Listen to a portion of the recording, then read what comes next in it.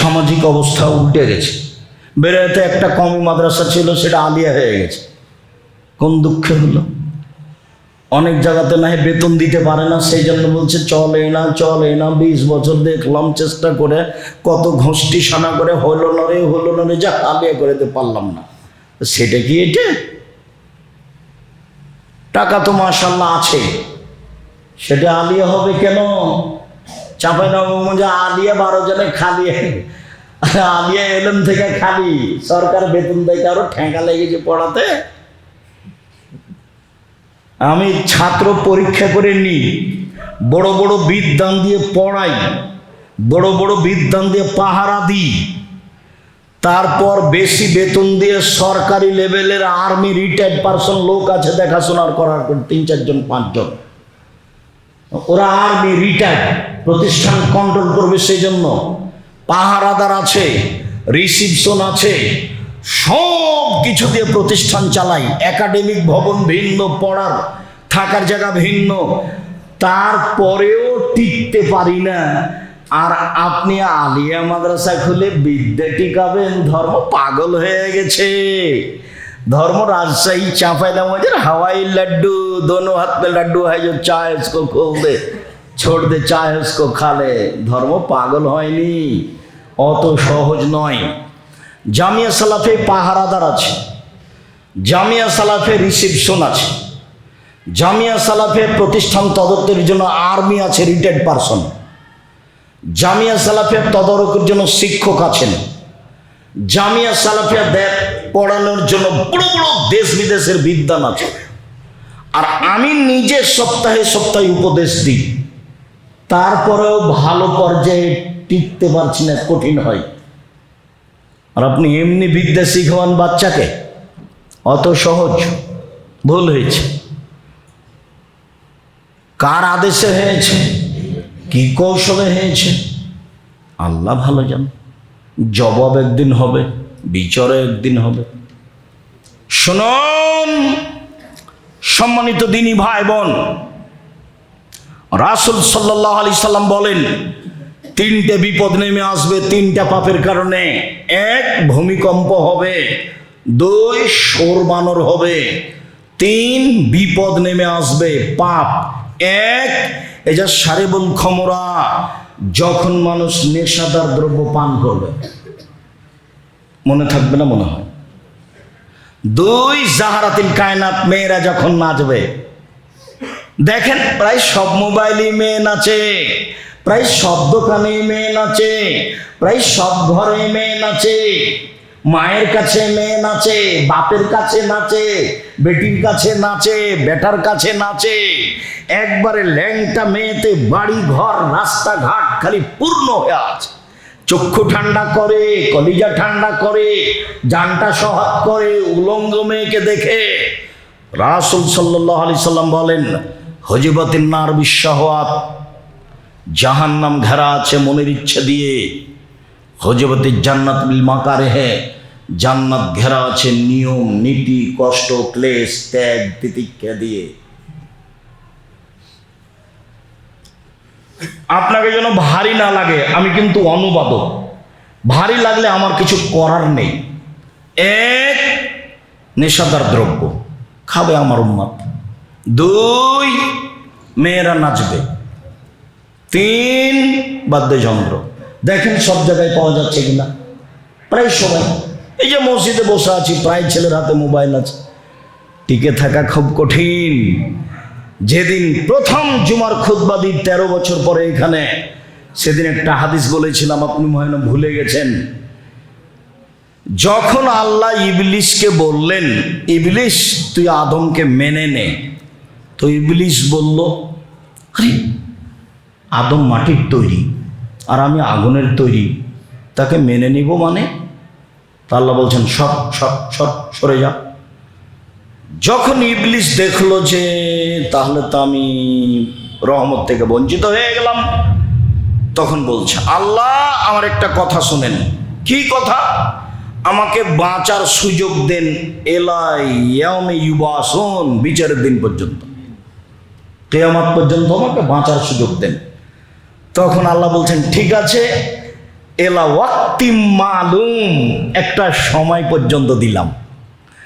হুবাহু আল্লাহ ইবলিসের ভাষাটা নকল করলেন না, তো দিলেন, যেমন দিয়েছেন তেমন। ইবলিস বলছে রব্বি, দেখেন ইবলিসের ঢং, রব্বি হে আমার প্রতিপালক, তোমার সম্মানের কসম, তোমার ইজ্জতের কসম, লাউবিয়ানাল ইনসানা মাদামা তারওহুম ফিয়াসাদিহিম, আদমের ছেলে মেয়ের দেহে যতক্ষণ শ্বাস আছে আমি তাকে ভুল পথে নিয়ে যাবই। আমি তাকে মোবাইলে ল্যাংটামে দেখাবই। আমি তাকে পাপী করিয়েই ছাড়বো। আমি একাই জাহান্নামে যাব, আদমের ছেলে মেয়েকে নিয়ে যাব।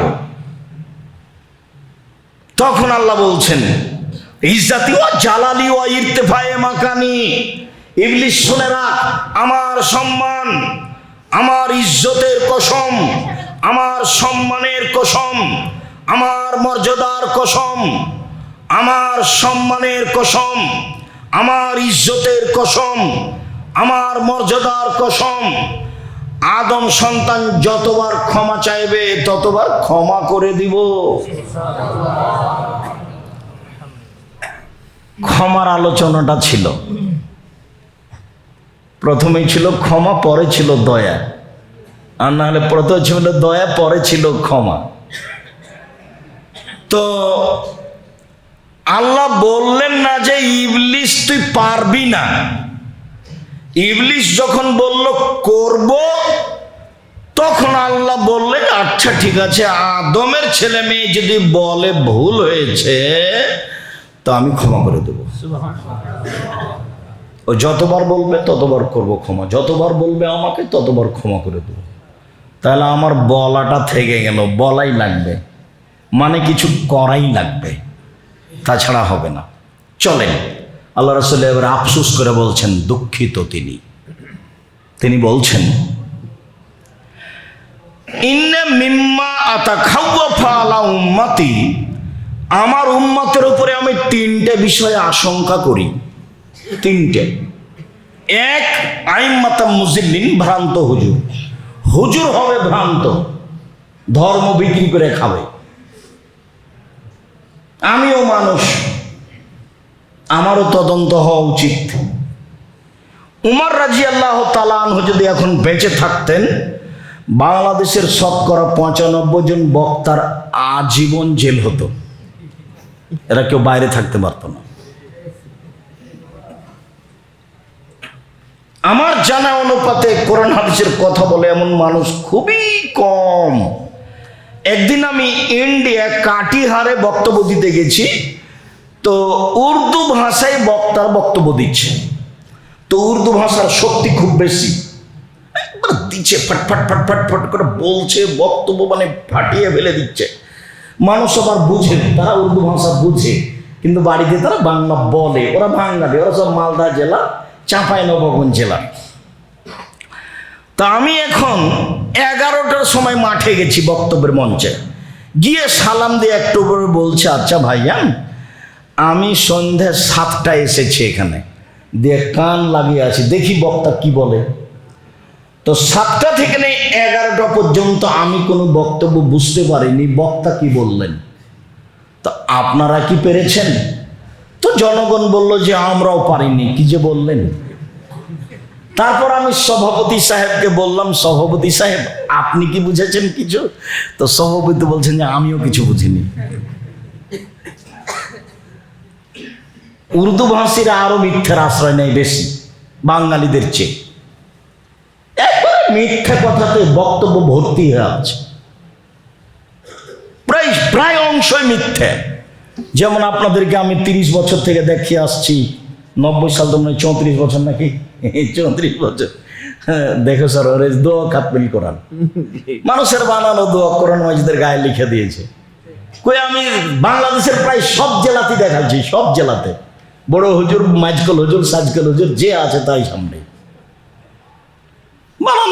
বানানো কথাই বলছে। আমি তখন বক্তার বক্তব্যের কথা বলেছি যে বক্তার বক্তব্যকে আমি পুঁথির গান মনে করি।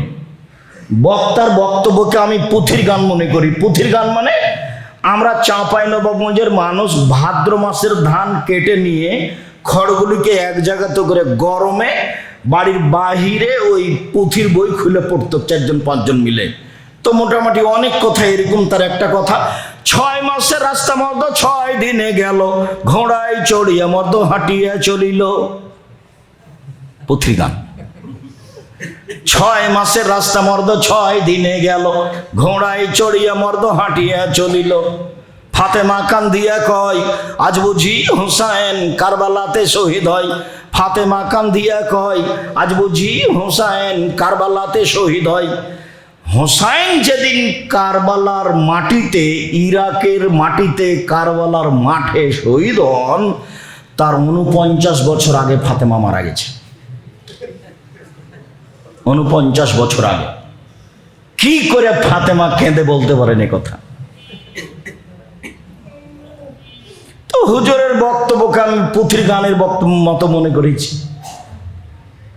আর আপনাকে তো বলেছি কয়েকদিনই, এদেশে একটা বই আছে মুকসেদুল মুমিনিন। মুকসেদুল মুমিনিন বই একটা হেডলাইন আছে, অবিবাহিত ছেলেমেয়ের পড়া নিষেধ।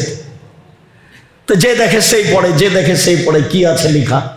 তো আমিও পড়ে দেখেছি, তবে তখন আমি বিভাগ করেছি। আমি যখন পড়ে দেখি তখন আমি অবিবাহিত ছিলাম না, আমি বিবাহ করেছি, তখন পড়ে দেখেছি। হেডলাইন হলো অবিবাহিত ছেলেমেয়ের পড়া নিষেধ। এখন কি আছে লেখা?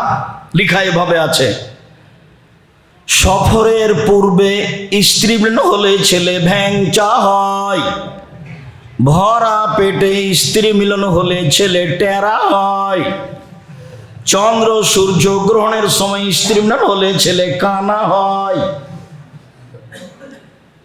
আল্লাহর হস্তে পুরো আলোচনা মিথ্যে এবং সরাসরি কোরআন মাজিদের বিপরীত। কোরআন মাজিদে আল্লাহ তাআলা বলছেন, নিসাউকুম হারসুল লাকুম ফাতু হারসাকুম আন্না শিতুম। পৃথিবীর মানুষ তোমাদের স্ত্রী, তোমাদের জমি। পৃথিবীর মানুষ তোমাদের স্ত্রী, তোমাদের ক্ষেত। পৃথিবীর মানুষ তোমাদের স্ত্রী, তোমাদের জমি। পৃথিবীর মানুষ তোমাদের স্ত্রী, তোমাদের ক্ষেত। তোমরা তোমাদের জমি খেতে আসো তোমাদের ইচ্ছা মতো, সকালেই কি, বিকালেই কি, দুপুরেই কি, ভরা পেটেই কি, সফরের পূর্বেই কি, চন্দ্রগ্রহণ লাগলেই কি আর না লাগলেই কি। অথচ এভাবে লেখা আছে। কলম বক্তব্য প্রায় অংশেই মিথ্যা। পৃথিবীর মানুষ মনে রেখো, রাসূল সাল্লাল্লাহু আলাইহি ওয়াসাল্লাম বলছেন, দিনী ভাই বোন, এক, আমার উম্মতের মাওলানারা হবে ভ্রান্ত, ধর্ম বিক্রি করে খাবে, ধর্মের নামে মিথ্যা কথা বলবে। একবারে কোরআন মাজিদ খুলে বলছে, দেখেন আল্লাহ বলছেন ভোট দিতে, তাই বলছে। বলছে যে এ হাত দিয়ে যে ভোট পাবে, দিবে সে জান্নাত পাবে, এই কথা বলছে। আর কেউ বলছে কোরআন মাজিদ, এই দেখেন আল্লাহ মিলাদ করতে বলেছেন, মিলাদ আল্লাহ, কোরআন মাজিদ খুলে বলছে। ওলামাদের অবস্থা, আল্লাহ নবী বলছেন আমার উম্মতের, আমার আশঙ্কা, তিনি আশঙ্কা করে বলছেন, আমার জীবনে আমি আশঙ্কা করে গেলাম, এক, ভ্রান্ত আলেম, দুই, অসাত্তাবদ কাবাইলুন উম্মতি আলা হুসনা, আমার উম্মত মূর্তি পূজা করবে, আমার উম্মত মূর্তি পূজা করবে। আমার উম্মতের বাড়িতে শোকেজে কাঁকড়া থাকবে, আপনার ছবি মূর্তি থাকবে, পুতিনের হাতে পুতুল থাকবে, নাতিনের হাতে। নাতিনের জন্য নানা পুতুল কিনে নিয়ে এসেছে, পুতুল সাব করে নানি নাতনির জন্য পুতুল কিনে নিয়ে এসেছে। ঢাকা শহরে এক এমপির পাশে আমি বসে আছি, বসতে গেছি, তো আমি বলছি ভাইজান ছবি মূর্তি একটু নামাতে হবে দয়া করে। তো উনি বলছেন যে আমি খাঁটি আহলে হাদিস। তো আমি বললাম যে পাশে বাঘ রেখে খাঁটি আহলে হাদিস হওয়া যায়? আর বেলায়েতের এক চেয়ারম্যানের বাসা আমি বসিনি। আমি বললেন যতক্ষণ পর্যন্ত ছবি মূর্তি না সরানো হবে ততক্ষণ পর্যন্ত আমি আপনার বাড়িতে আসবো না, বসবো না। ঘর খালি করে পরে আমাকে ডেকেছিলেন। যে ঠিক আছে, যেদিন ঘর খালি হবে সেদিন আপনাকে ডাকবো। ঘর খালি করে ডেকেছিলেন। আমি নিজে রংপুরে এক শহরে প্রোগ্রামে গেছি। এক মৌলানা, নাম বলছিলেন, চিনতে পারবেন, বসে আছেন এক ঘরে, বড় ঘর, চতুর্দিকে ছবি মূর্তি লাগানো আছে। তো আমি সালাম দিয়েই বলছি, আসসালামু আলাইকুম। ইন্না লিল্লাহি ওয়া ইন্না ইলাইহি। আপনি এখানে বসে আছেন ভাইজান এই রুমে? তো আমাকে হাসছেন, বলছে আরে আপনি মুহাদ্দিস মানুষ। এই কথা বলতে আমার অন্তরটা খুব কষ্ট পেল। তখন আমার পাশে ছিল, এই ছেলে চলো দেখো তো বেঞ্চ আছে, রিক্সা আছে কিনা। আমি এখনই ফিরে যাবো রাজশাহী। এখন আমি হাঁটতে লাগলাম, পিছনে পিছনে ওরা দৌড়াতে লাগলো। দৌড়াতে দৌড়াতে অন্য জায়গাতে গিয়ে রাখলো। চলেন নোয়াখালীর কথা বলি। নোয়াখালীতে এক মৌলানা ঘরে বসে আছেন। আমি দরজায় ঢুকতেই সামনে ভেন্টিলেটর, বুঝেন আপনারা ভেন্টিলেটর বুঝেন, যে উপরগুলো, তো সবগুলো বাইয়ের ঘোড়া দেওয়া আছে, ঘোড়ার ছবি, সবগুলো ঘোড়া। দরজায় দাঁড়িয়ে গেছি, ভাইজান আমি তো এই ঘরে বসতে পারবো না। কেন? এই যে ছবি মূর্তি, কি করতে হবে? সব ভেঙে দিতে হবে। ঠিক আছে, এই যে চেয়ারে বাইরে বসেন, আমি সব ভেঙে দিচ্ছি। সব ভেঙে ফেলে আমাকে ভিতরে নিয়ে গেলেন। তারপরে প্রমাণে হাদিস আছে, দেখেন বুখারী মুসলিমের হাদিস, বইয়ের নাম উপদেশ আর আলোচনার নাম ছবি মূর্তি। দেখেন জিবরাইল আসেননি ছবি মূর্তির কারণে, আল্লাহ নবী ঢুকেননি ছবি মূর্তির কারণে, উমর রাদিয়াল্লাহু তাআলা ঢুকেননি ছবি মূর্তির কারণে। বগুড়াতে বাড়িতে ঢুকতে যে চেয়ারে যে খাটে শুইতে দিয়েছে, দেখি সেই খাটের রাতে আছে ময়ূর। যে আগে ময়ূর কাটতে হবে তারপরে, নইলে আমি চলে যাব, যে গাড়িতে এসেছি সেই গাড়িতেই চলে যাব। আমি এখন বাইরে দাঁড়িয়ে আছি, দা নিয়ে এসে একবারে কোপ দিয়ে কেটে ফেলে আমাকে বসতে দিয়েছে। বলছে ওই খাট ভেঙে ফেলে দেবো, কেটে ফেলে দেবো, আপনি আগে বসবেন, আপনি আমার সম্মানী মেহমান। এরকম 5টা খাটের আসে যায় না আমার কাছে। আমি আপনার ভালোবাসাকে শুকরিয়া, জাযাকাল্লাহ খায়র, আপনার ভালোবাসার উপর আমি আগ্রহী, জাযাকুমুল্লাহ খায়র। আল্লাহ নবী বলছেন, দেখেন আমার উম্মত হিন্দুদের সাথে মিশে যাবে। মূর্তি পূজা, মূর্তি কাদের বাড়িতে থাকে? হিন্দুর বাড়িতে থাকে। গান বাজনা কারা আগে করত? হিন্দুরা। পরের বাক্য,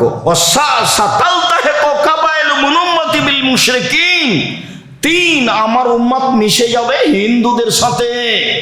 আমার উম্মত মিশে যাবে হিন্দুদের সাথে। একবারে সারা দিন বাদ্যযন্ত্র চলতো হিন্দু মানুষের বিবাহ লাগলে, আর সব মুসলমান দৌড়িয়ে যেত না? মুসলমানের বাড়িতে কোনোদিন বাদ্যযন্ত্র দেখিনি। বেশ আমাদের এলাকাতে ভালোই চলে, কষ্ট পেয়ে কোনো লাভ নাই, কথা এটাই। আপনাকে খারাপ লাগলে কিছু আসে যায় না, আপনাকে মিঠা লাগলে কিছু আসে যায় না। আমার উম্মত 3টা আশঙ্কা। 1, ভ্রান্ত হুজুর ধর্ম বিক্রি করে খাবে। 2, আমার উম্মত মূর্তি পূজা করবে, মূর্তিকে সম্মান করবে। 3, আমার উম্মত হিন্দুদের সাথে মিশে যাবে, বাদ্যযন্ত্রে লিপ্ত হবে, এটা হিন্দুদের কাজ। মূর্তি পূজা করবে,